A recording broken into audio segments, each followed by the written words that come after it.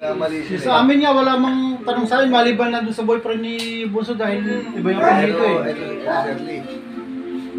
Kasi, bago sila nag-flight, sila, si Ami si Tina, na wala kami kuryente. Kaya ginagawa sa kantongan eh. Kaya alam na na-offload sila.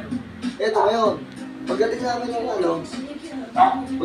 ng airport ng Clark, Kuya Royce, nakita ko, Kuya Royce ako, ay sabihin pa na mo, Kuya Royce, di ando na yung dalawa sa Hong Kong. Ako ay na, may problema. Na-upload sila ka. Tapos nakita ko Kuya Royce, iba yung mukha ni Kuya Royce. Gusto ko, nag-aalala ka ba? Oo, Kuya Admin, yan. Nag-aalala ako kasi marami kami, tsaka yung isa, hindi namin kapido, boyfriend ng anak ko. Nag-aalala talaga ako yan. Unang biyahe namin mag-anak to, baka mapurkada. Sabi ni Kuya Royce, ako, matigas ka rin sa mga Kuya Kuya Royce, ako huwag ka mag-alala. Imposible ka ako mga anak natin. Grupo kayo kasi. Tsaka kasama si Admin dahil nga ano nga siya sa iba.